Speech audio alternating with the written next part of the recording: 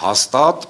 այդքան երկար չէր աշխատի, եթե լիներ այն ժամանակվա կառավարումը։ Հիմա հայտարարություն է հնչում, որ եթե մենք մայիսին, նախ ինչու մայիսին չգիտեմ, իրենց ասածով պետք է որ մայիսին չլներ, իրենք ինչ-մեկ ասում են շատ վաղուց էին նախատեսում սա, հետո Սամվել Կարապետյանը իմացավ, մտավ քաղաքականություն, այս ոչ նորմալ, ոչ տրամաբանական թեզն էին առաջ տանում։ Ասում եմ, եթե մենք մայիսից այս գործընթացը չսկսենք, 3 անգամ վատ կլներ։ Նախ այդ 3 անգամը ով է։ Հիմա ես էլ հակառակն եմ ասում, եթե վերցրած չլինեիք, 3 անգամ լավ կլիներ։ Այսինքն իմ կարծիքով սրանք քաղաքական հայտարարություններ են, ընդամենը ընտրազանգվածից հերթական անգամ կորուստ չունենալու համար։ Պարզից պարզ է։ Այն, որ ես ասում եմ ու միշտ ասել եմ, Սամվել Կարապետյանից ունեն վախ, բառից բուն իմաստով եմ ասում վախ, ոչ թե քաղաքական վախ, ընդհանրապես վախ։ Իրենք վախենում են Սամվել Կարապետյանի անձից։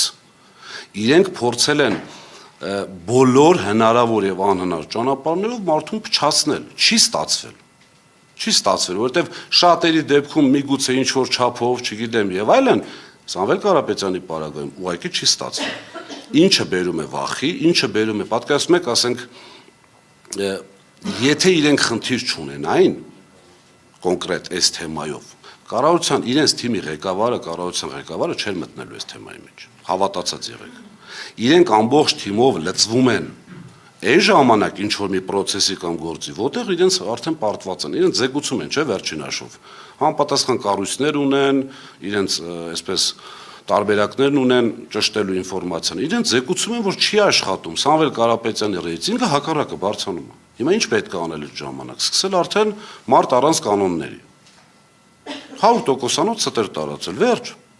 որը նորից չի աշխատելու։ Պարոն Ղազարյան, արտոնյալ ոսանքների հետ կապված, արդյոք այդպիսի բաժանորդների գինի մեծ է եղել, թե չէ, օրինակ ես ահազանգ ունեի, մի ազատամարտիկ ասում էր, որ իրեն արտոնյալ ոսանք է տրվել, ինքը դրա համար չի վճարել, բայց հիմա ՀՀԿ-ով գումարը պահանջում են, պատկերացրեք ինչքան գոյացած կլինի։ Արդյոք այդպիսի հասկացություն եղել է թե ոչ, եւ էներգետիկայի մասին օրենքում լրացումների այդ փոփոխությունները, որ եղան ընդունվեցին, վիճակվել էին սահմանադրական դատարանում, ընթացքը ինչպիսին է, եւ ձև կա Հովհաննես Պետրոսյանի աշխատավարձը իջեցնելու եւ այդ աշխատավարձի